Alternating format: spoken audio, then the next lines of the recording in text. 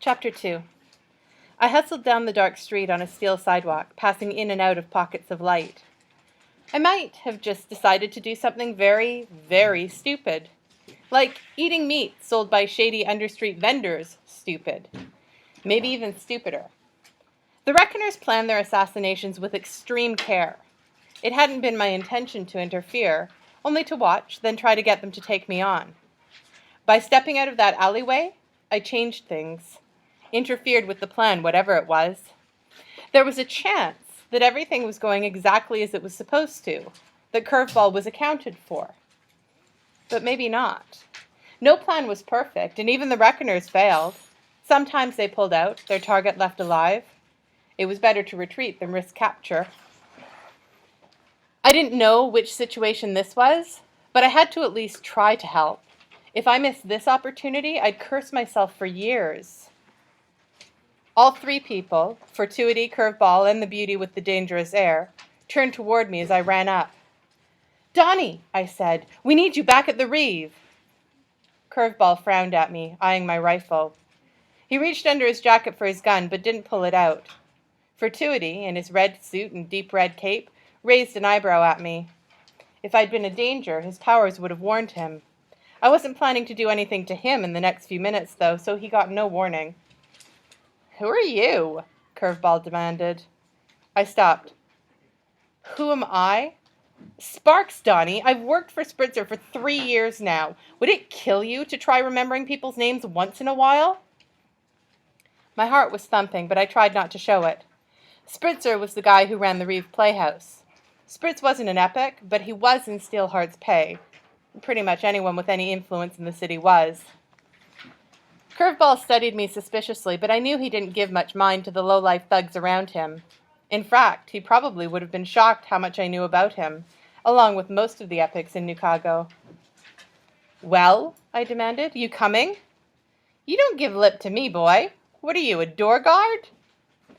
"I went on the Indolin raid last summer," I said, crossing my arms. "I'm moving up, Donnie." "You call me sir, idiot," Curveball snapped, lowering his hand from his jacket. "If you were moving up, you wouldn't be running messages. What's this nonsense about going back? He said he needed Fortuity to run some odds for him." I shrugged. "He didn't tell me why. He just sent me to get you. Said that he'd been wrong and you weren't to bother Fortuity." I looked to Fortuity. "I don't think the Spritz knew about, that you had plans, sir." I nodded to the woman. There was a long, uncomfortable pause. I was so nervous you could have scratched off a lottery ticket by holding it against my knuckles. Finally, Fortuity sniffed.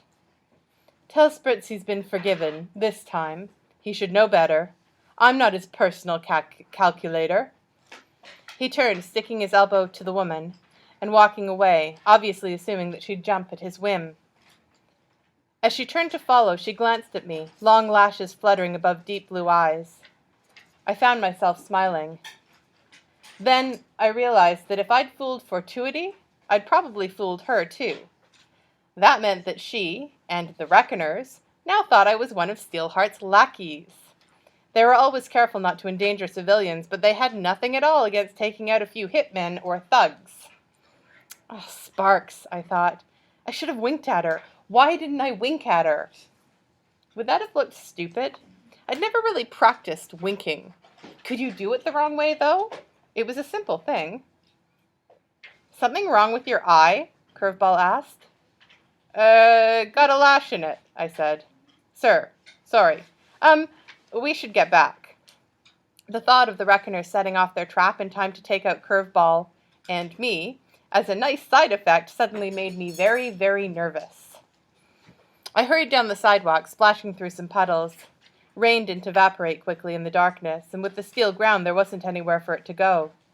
The diggers had created some drainage, along with pipes to circulate air in the understreets, but their eventual madness had disrupted those plans, and they'd never finished. Curveball followed me at a moderate speed.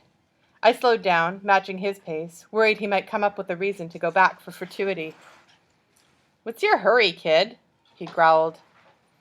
In the distance, the woman and Fortuity had stopped beneath the streetlight, where they had taken to searching one another's mouths with their tongues.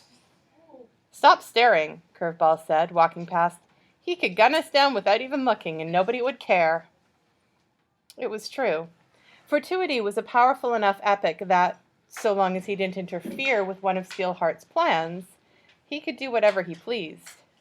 Curveball himself didn't have that kind of immunity. You still had to be careful when you were at his level. Steelheart wouldn't care if a minor epic like Curveball got himself stabbed in the back. I tore my eyes away and joined Curveball. He lit up a cigarette as he walked, a flash of light in the dark, followed by the coal red sizzle of the tip hanging in the air before him. "Sparks, Spritz," he said. "Could have sent one of you lackeys out after Fortuity in the first place. I hate looking like a slonce."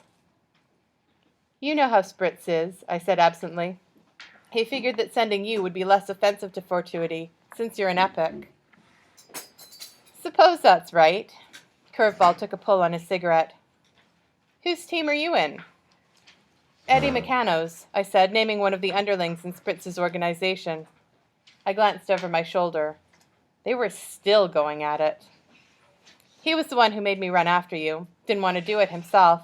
Too busy trying to pick up one of those girls Fortuity left behind. What a slonce, eh?"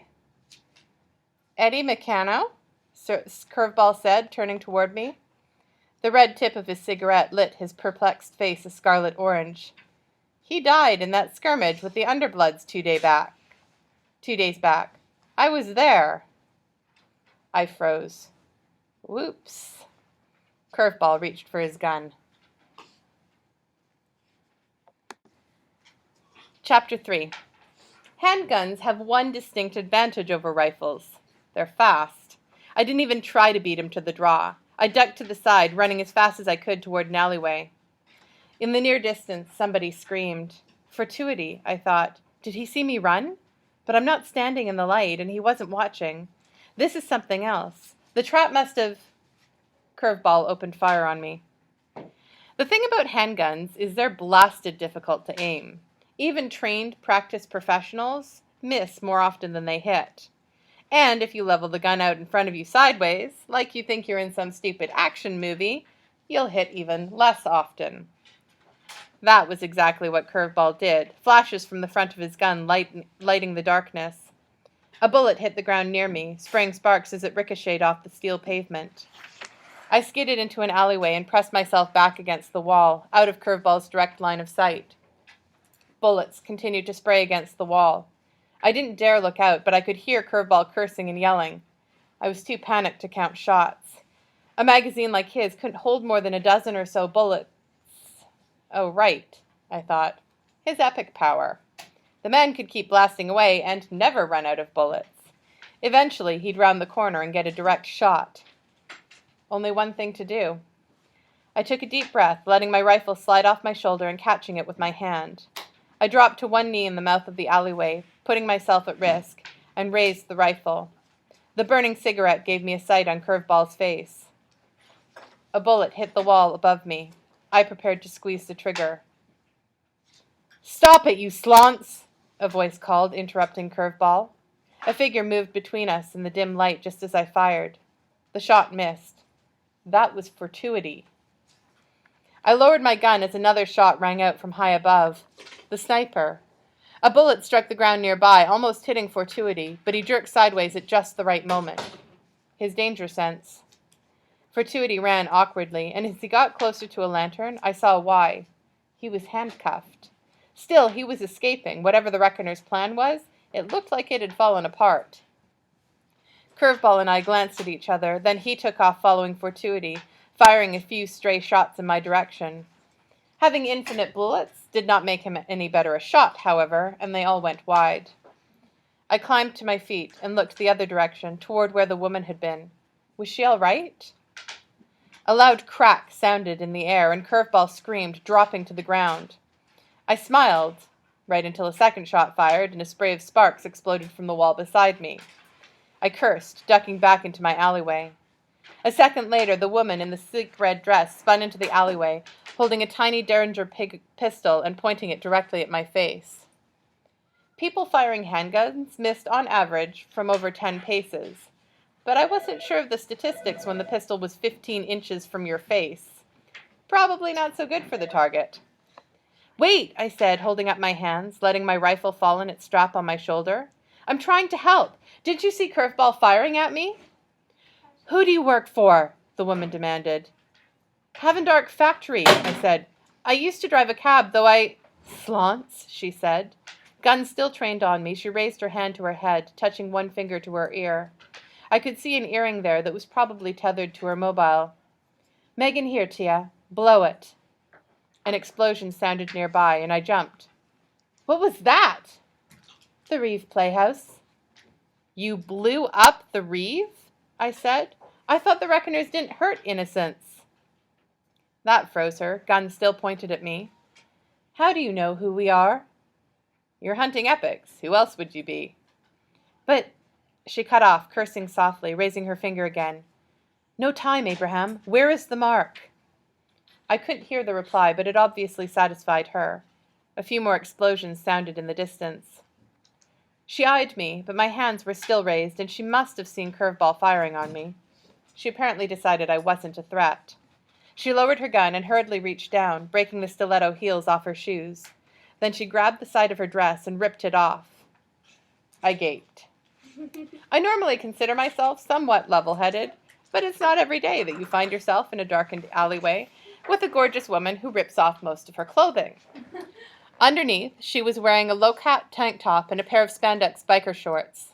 I was pleased to notice that the gun holster was indeed strapped to her right thigh. Her mobile was hooked to the outside of the sheath. She tossed the dress aside. It had been designed to come off easily.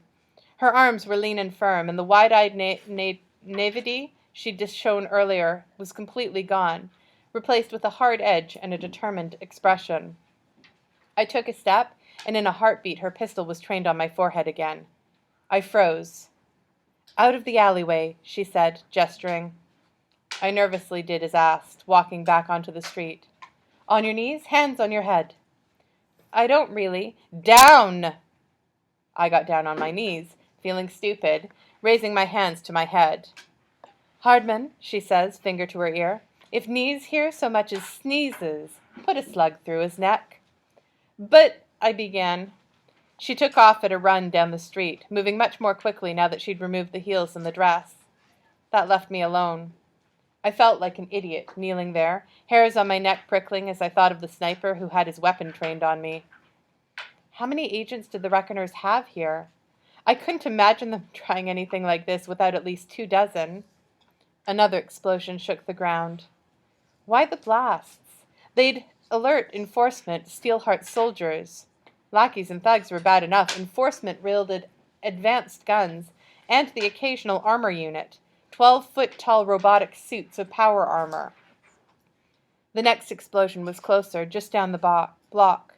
Something must have gone wrong in their original plan, otherwise Fortuity wouldn't have gotten away from the woman in red. Megan? Was that what she'd said her name was? This was one of their contingency plans. But what were they trying to do?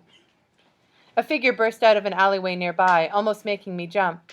I held still, cursing that sniper, but I did turn my head slightly to look. The figure wore red, and still had handcuffs on. Fortuity. The explosions, I realized, they were to scare him back this way. He crossed the street, then turned to run in my direction. Megan, if that really was her name, burst from the same road he'd appeared out of. She turned this way, trying to chase him down, but behind her, in the distance, another group of figures rushed out from a different street. They were 4 of Spritz's thugs, in suits and carrying submachine guns. They pointed at Megan. I watched from the other side of the street as Megan and Fortuity passed me. The thugs were approaching from my right, and Megan and Fortuity were running to my left, all of us on the same darkened street. Come on, I thought of the sniper up above. She doesn't see them. They'll gun her down. Take them out. Nothing. The thugs leveled their guns. I felt sweat trickling down the back of my neck. Then, teeth clenched, I rolled to the side, whipping my rifle out and drawing a bead on one of them. I took a deep breath, concentrated, and squeezed the trigger, fully expecting to be shot in the head from above.